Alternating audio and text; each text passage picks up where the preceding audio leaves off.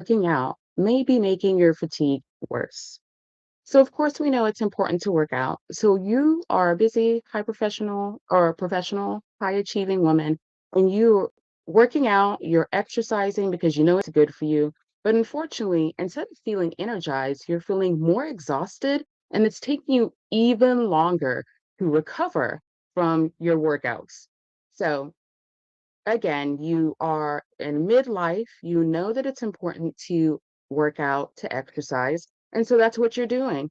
But unfortunately, you're still having those energy crashes, you're exhausted, and now on top of that, it's taking you 2, 3, maybe even a week to recover from your workout that are supposed to be helping energize you. So the shift for that is that it's good to work out, but when your body is used to being on and you're chronically stressed, and there's a lot of stress in your life, the type of exercise matters. The timing of your exercise or your workout matter because your body has been under a large amount of stress. Now, did you know that exercise is actually a form of stress? It's a good form of stress, but it is still stress. So that means that our bodies are perceiving it as a stressor in addition to all of the other stressors that we already have building up. And yesterday I talked about how stress affects our nervous system.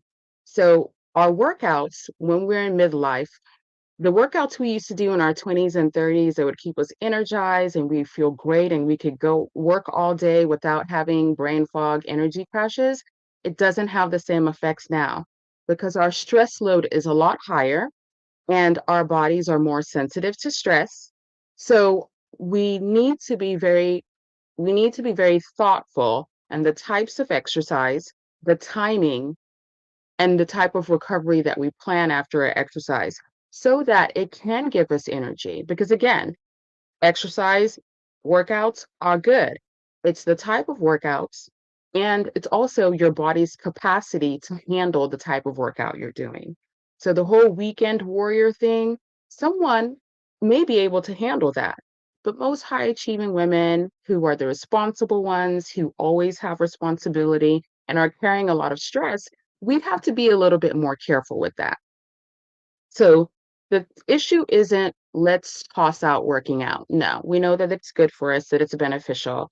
It's really to ask yourself, what can I tolerate right now?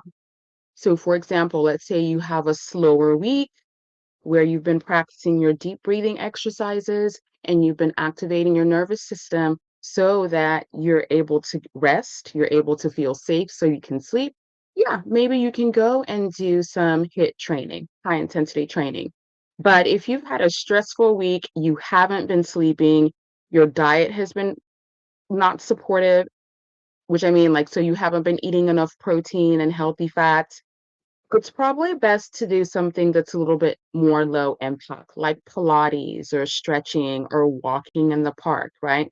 Because you get that exercise and you get that nervous system calming.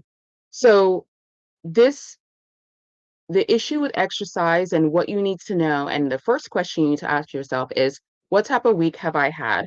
And does my body have the capacity to handle the type of exercise that I'm about to start, I'm going to do in an hour, whatever it is. So if you are struggling with doing everything right, from working out to trying to go to bed on time and eating healthy, and you want to determine what your fatigue type is, I'm inviting you to my Get Your Spark Back event that's next Tuesday, April the 28th at 6 p.m. I'm launching my quiz, so you're able to take my quiz, which is the What's Causing Your Fatigue quiz, and it'll identify the primary cause of your fatigue, so you can address it instead of trying to fix random things without any direction.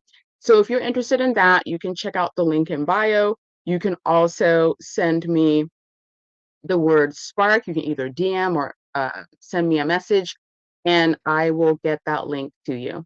So, tomorrow we're going to be talking about yet another topic.